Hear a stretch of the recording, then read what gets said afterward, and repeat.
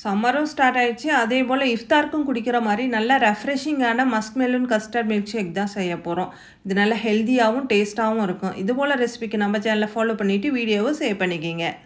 ஒரு முலாம்பழத்தை எடுத்து அதை தோலெல்லாம் நீக்கிட்டு சின்ன சின்ன துண்டுகளாக கட் பண்ணி எடுத்துக்கோங்க. அடுத்தது ஒரு பாத்திரத்தில் 1/2 லிட்டர் பால் ஆட் பண்ணி கொதிக்க விடுங்க. கொஞ்சம் பாலில் 2 tablespoon custard powder add பண்ணி கலக்கிட்டு பாலில் ஆட் பண்ணி நல்லா கொதிக்க விட்டு அது நல்லா கூலானது ஃப்ரிட்ஜில் வச்சு சில் பண்ணிக்கிங்க. ஒரு பாத்திரத்தில் தண்ணி சூடு பண்ணிவிட்டு ஜவ்வரிசி ஆட் பண்ணி கண்ணாடி பதம் வந்ததும் ஃபில்டர் பண்ணிவிட்டு சில் தண்ணி ஆட் பண்ணிக்கோங்க. மிக்ஸி ஜாரில் கொதிக்க வச்சு கஸ்டர்ட் மில்க்லேருந்து 1/4 கப் ஆட் பண்ணிவிட்டு 3 டேபிள் ஸ்பூன் முலாம்பழம் ஆட் பண்ணி கிரைண்ட் பண்ணிக்கிங்க.